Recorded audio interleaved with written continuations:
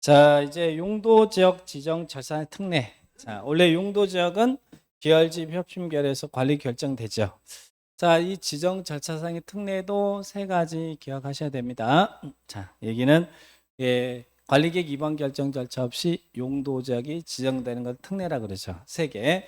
공유시면 매립제한 특례. 바다가 육지라면. 그런데 매립 목적이 이유도하고 있는 용도지역의 내용과 같다면 그때는 어떻게? 관리계획 위반 결정 절차 없이 이웃 용도적으로 지정된 것을 봐요. 그러나 고시는 별도로 합니다. 지정 간주 그래야지 지정 고시 간주 그러면 안 돼요. 그런데 매립 목적이 다르다거나 또는 매립 구역이 둘 이상의 용도적에 이웃하거나 걸치면 그때는 어떻게 해야 돼요? 그때는 관리계획으로 결정해서 지정한다. 같은 경우 다른 경우 걸치는 경우 구분해서 정리하시고, 그 다음에 또 하나 다른 법률에 의해서 구역 등이 지정되면 관리계획 위반 결정 절차 없이 도시적으로 결정 고시되는 것을 보는 거. 이 5개 기억하셔야죠. 자, 먼저 공유수면 아까는 매립지고 여기는 공유수면에 항만구역, 어항구역을 지정했어요.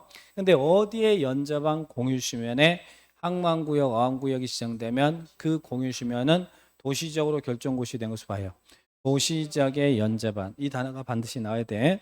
그리고 택지개발 지구 지정하면 도시적으로. 그리고 또 산업단지죠. 산업단지는 무슨 산업단지? 국일도, 국가산업단지, 일반산업단지, 도시첨단산업단지 지정하면 그 지역은 관리계획 위반 결정 절차 없이 도시적. 그런데 농공단지는 도시적이에요, 아니에요? 도시적 아니다. 농공단지 아니다. 그리고 전원개발 사업구역 및 예정구역 지정하면 그때는 도시적으로 결정고시 된 것을 보죠. 근데 어디는 제외? 수송은 제외한다. 요 지문들 꼭 기억하시고 함정이 많으니까. 그 다음에 또 하나는 관리지역에서 특례예요. 자, 여기서는 포인트는 뭐가 중요한 거예요? 관리지역. 자, 관리지역인데 용도지역이 관리지역이에요. 근데 관리지역에 농지법에 한 농업진흥지역을 지정하면 이 지역은 더 이상 관리지역이 아니라 농림지역으로 결정고시 된 것을 봅니다. 그런데 자연환경 보전지역에 농지가 있는데 거기에다가 농업진흥지역을 지정했다고 해서 그 자연환경 보전지역이 농림지역으로 결정되지는 않습니다.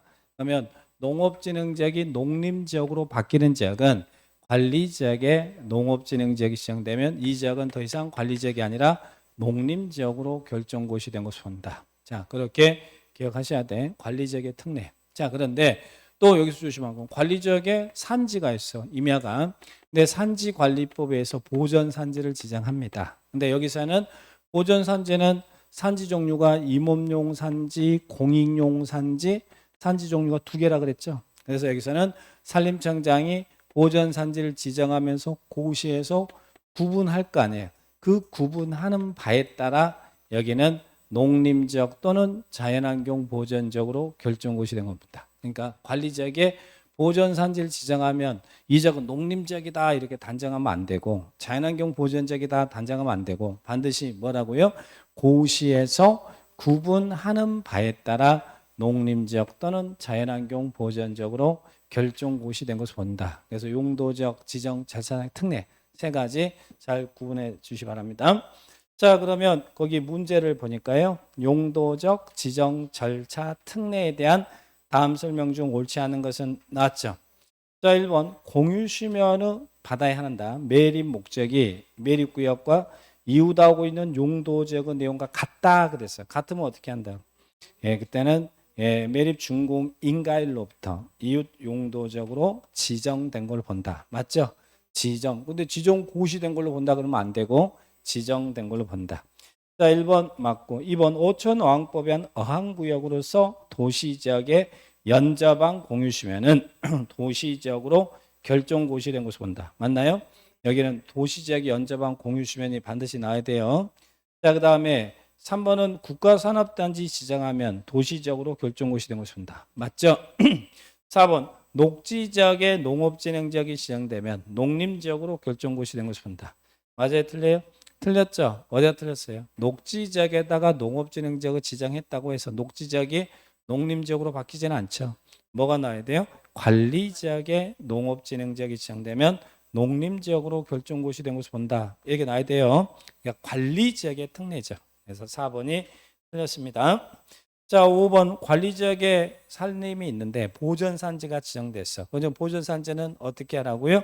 고시에서 구분하는 바에 따라 농림지역 또는 자연환경 보전지역으로 결정 고시된 걸로 본다. 그렇게 정리를 딱 하셔야 됩니다. 자, 답은 4번이죠. 자, 그 다음에 뒤로 넘겨보시면 이제 18번.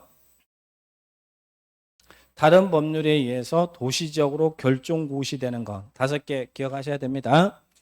자, 결정고시된 것으로 볼 수 있는 경우는 나왔어요.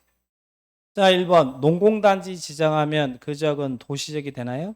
아까 국일도 지정하면 도시적이지만 농공단지는 아니라 그랬죠?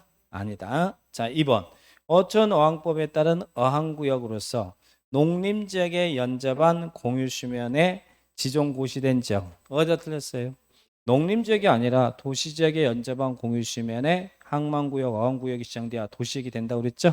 그래서 농림지역이 틀렸고. 그 다음에 3번은 실학지구로서 도시개발법에 따라 개발구역으로 지정고시된 지역 나왔죠? 자, 이거는 우리 도시개발법에 있는 거예요. 자, 우리 유약집을 한번 봐보세요. 유약집에 유약집 페이지 도시개발법의 페이지 몇 페이지냐면 개발구역 지정 효과 페이지 70페이지 한번 봐보실래요? 유약집 70페이지에 자, 유약집 70페이지에 보시면 개발구역이 지정되면 1번 개발구역이 지정되면 당해지역은 유약집 70페이지 당해지역은 도시지역 및 지구단위 계획구역으로 결정고시된 것을 본다. 그러니까 개발법에서 개발구역이 지정되면 그 지역은 도시지역이고 지구단위 계획구역으로 결정고시된 것을 봐요. 그런데 다만 도시지역 외의 지구단위 계획구역이나 칠학지구는 그러하지 않다 그랬죠. 그러니까 칠학지구에다가 개발구역을 지정하면 도시지역으로 결정고시된 걸로 본다 그러면 그 문장은 틀린 문장이란 이야기예요. 그래서 여기는 70페이지에 있는 내용이에요. 그러니까 다시 문제집으로 가보시면 칠학지구에다가 개발구역이 지정되면 도시지역으로 결정고시된 것으로 본다 그러면 그 문장은 틀린 문장이다 이런 이야기죠. 원래 개발구역 지정되면 도시적으로 결정고시된 것을 보지만 지구단위 도시적 외의 지구단위 계획구역이나 칠학지구는 도시적으로 결정고시된 것을 본다 그러면 그 지문은 틀린 지문이에요. 자, 그래서 한 번 더 틀렸고. 자, 4번은 어디가 틀렸어요? 계획관리지역이 아니라 도시지역에 연접한 공유시면 이게 틀렸고. 5번은 택지개발지구 그러면 도시지역으로 결정고시된 것을 보죠. 자, 그래서 답은 5번이 답입니다.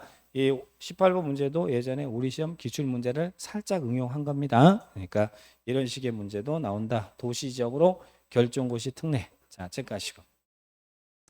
자, 이제 용도 지역을 보겠습니다. 자, 오른쪽 용도지역, 용도지구, 용도구역인데요. 자, 1번은 뭐 대표 유형은 크게 얘기는 볼 거 없고요. 자, 이 밑에 1번 봅니다. 용도 지역에 관한 다음 설명으로 틀린 것은. 자, 아까 다시 확인합니다. 관리 지역에 산림이 있는데 거기를 보전산지로 지정했대. 그러면 그때는 고시에서 구분하는 바에 따라 농림지역 또는 자연환경 보전지역으로 결정고시된 걸로 보나요? 자, 그래서 관리지역에 보전산지가 지정되면 고시에서 구분하는 바에 따라 농림지역 또는 자연환경 보전지역으로 결정고시된 것을 보죠. 자, 2번 택지개발지구 지정하면 아까 도시적으로 결정고시된 것을 봤죠. 근데 택지개발지구가 해제되면 다시 종전의 용도적으로 돌아가야겠죠. 그런데 택지개발사 완료로 인해서 해제가 됐대.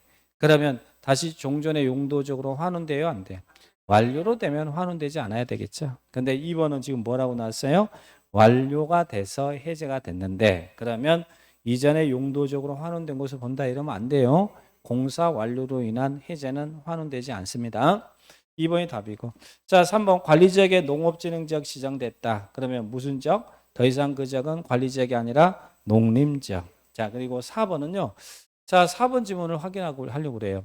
원래 우리는 용도지역은 크게 도간농자 나눠지고 또 도시지역은 주상공동 나눠지고 또 주거지역은 전일준 나눠지고 상업지역은 중일육은 나눠지고 하죠.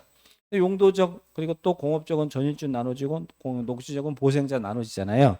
그러니까 용도적이 주상공록이 도시관리계획으로 세분되는데 이 주상공록은 또 필요하면 조례로 추가 세분할 수 있어요. 주상공록. 그래서 서울시가 지금 현재 우리 일반 주거적은 1종 일반 주거적, 2종 일반 주거적, 3종 일반 주거적까지 있잖아요. 근데 서울시가 지금 제4종 일반 주거적을 서울시 조례로 만들려고 하고 있어요. 지금 무슨 이야기냐면 주상공록은 관리계획으로 세분할 수도 있지만 조례로 추가 세분할 수 있습니다. 그러니까 4번 이런 지문 나오면 이것들 당황하지 마시고 이런 지문이 있구나 이렇게 이해를 해 주시기 바랍니다.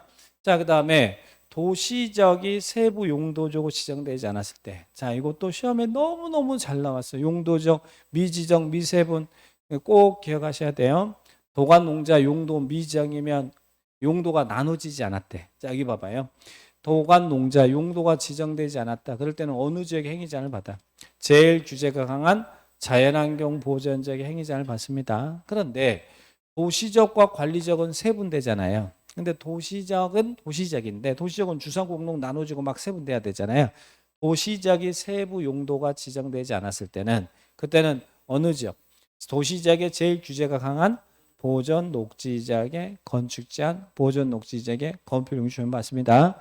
그리고 관리적은 보존관리, 생성관리, 계획관리 나눠져야 되잖아요. 근데 관리적이 세분되지 않으면 보전 관리지역의 건축 제한, 건폐 용지를 받는다. 이것도 시험에 너무너무 잘 나오는 파트니까 꼭 지금 기억하셔야 돼. 그러면 5번은 도시적이 세부 용도적으로 나눠지지 않았대. 그럴 때는 어느 지역에 행위자를 받는다고요? 보전 녹지지역의 건축 제한, 보전 녹지지역의 건폐 용적을 적용받습니다. 그래서 미지정이면 자연환경 보전지역, 도시적이 세분되지 않으면 보전 녹지지역, 관리지역이 세분되지 않으면 보전 관리지역의 행위자를 받는다. 이것도 꼭 기억해 놓으시기 바라고요. 1번은 2번이 틀렸고